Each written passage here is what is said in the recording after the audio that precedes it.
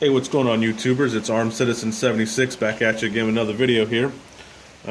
Today we're going to take a look at a rifle I just picked up, talk a little bit about it, tell you why I chose it, and what my plans are for it.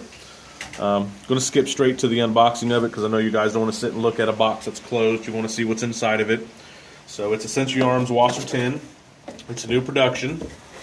Looking at it, the quality seems to be a lot better than some of the wasr 10s and 1063s that I've held and picked up over the years.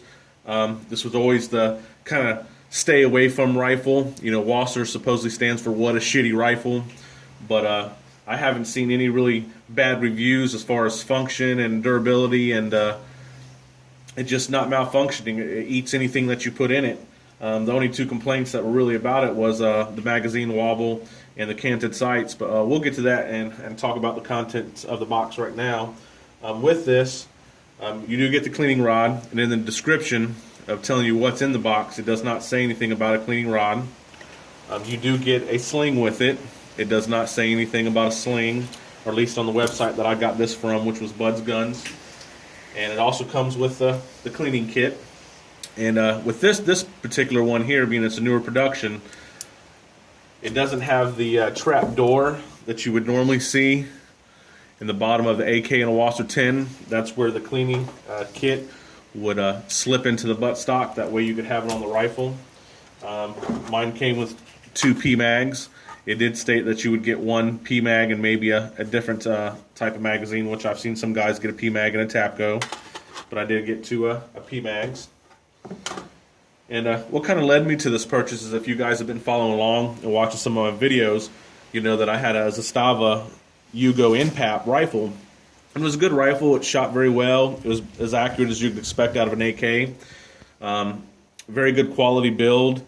It also ate anything that I fed to it, and I had no issues with it as far as that goes. But what I didn't like about it was the furniture. I didn't really know a whole lot about AKs when I went to buy one. Just wanted to get one that was in my budget, that was a good quality. That's why I got the InPap over the wasr back then. And after I got it in my hands on the InPap, which you can watch my other video of it, I don't have it now because I had to sell the InPap to buy this rifle. But the InPap buttstock is much larger than this buttstock here that comes on your typical AKM, and it mounts different than this Tang style.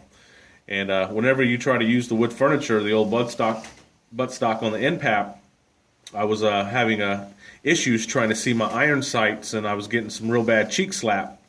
And on their handguard is a little bit longer, and it's not rounded. It's kind of like more squared, and it's not as comfortable as this rounded one. And it's also harder to find accessories and furnitures for the Yugos. I'm not saying that it's not out there, but the variety is nowhere near what you can get for a standard AKM, and the prices seem to be higher. If you watch the video, you'll know that I had to end up putting like an AR-15 style stock on it. That's about one of your only options other than the skeleton stock.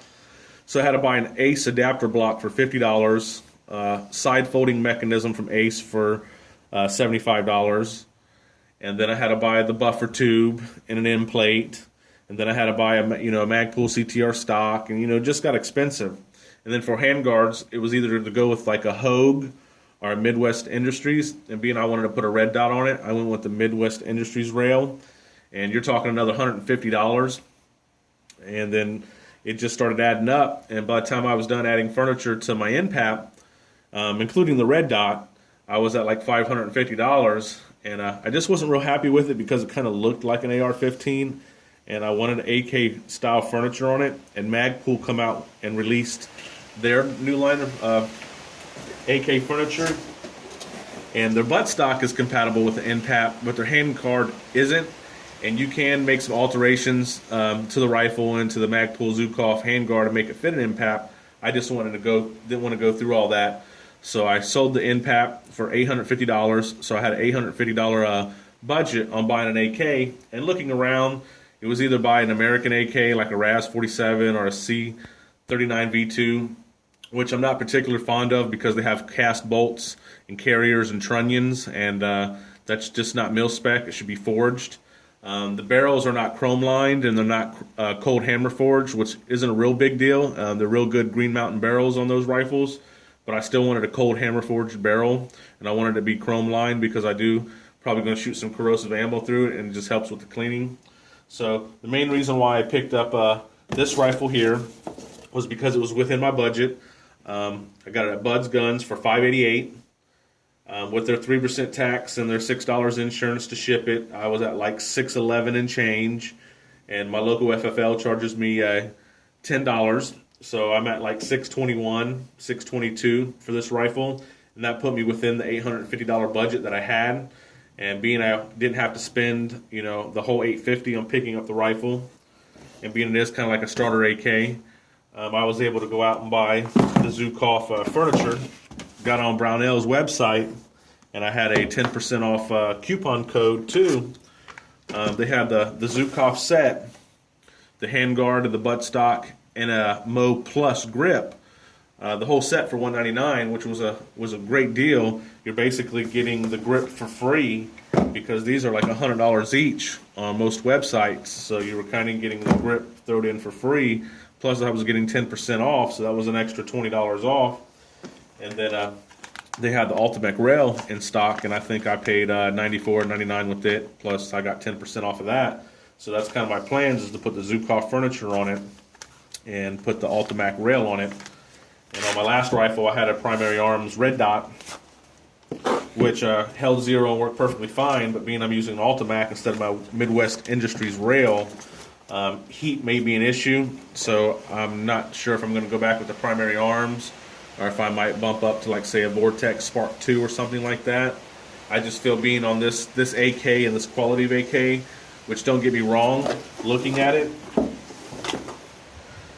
they now use templates to cut out their magazine well here, and it does have these little plates kind of welded in it to help with the magazine wobble, which is no more than what was on my end pap, and my end pap had the dimples in it.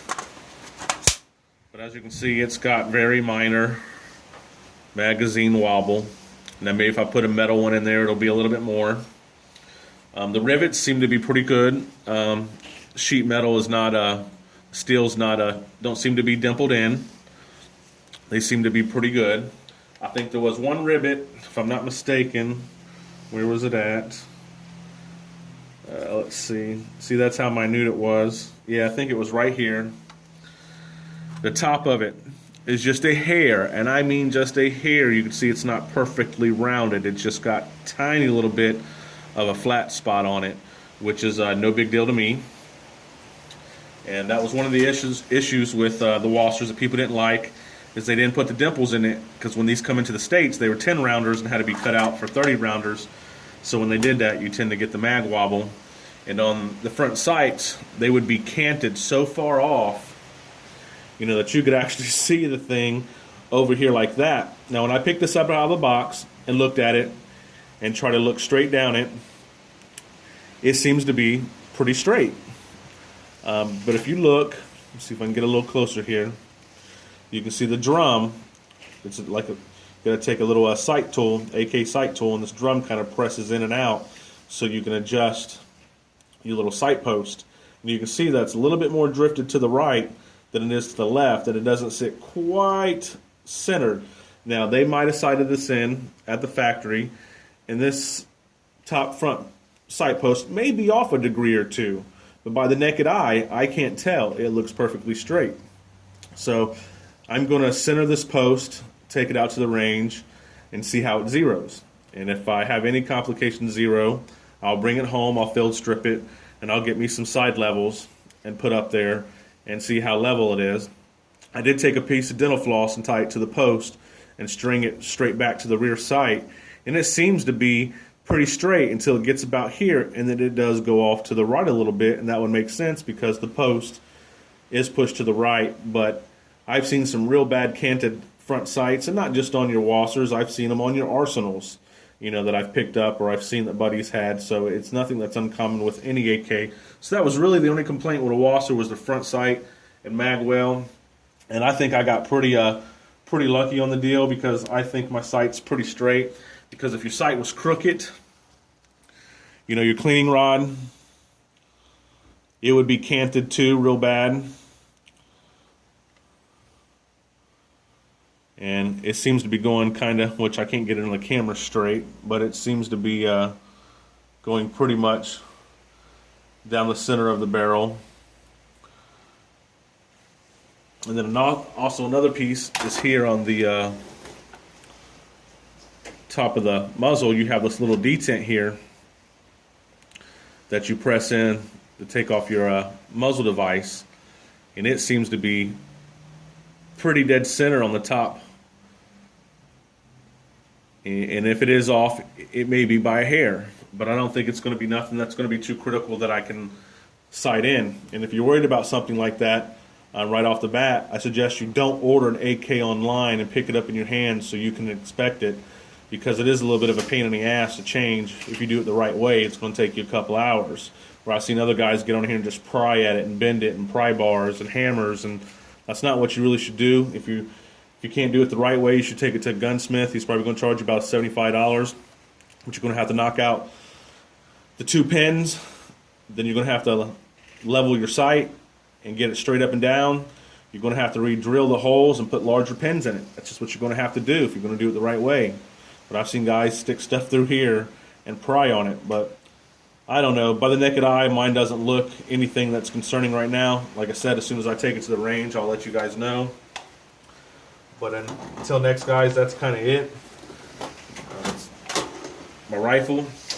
And until next time, like, share, subscribe, and comment. Later.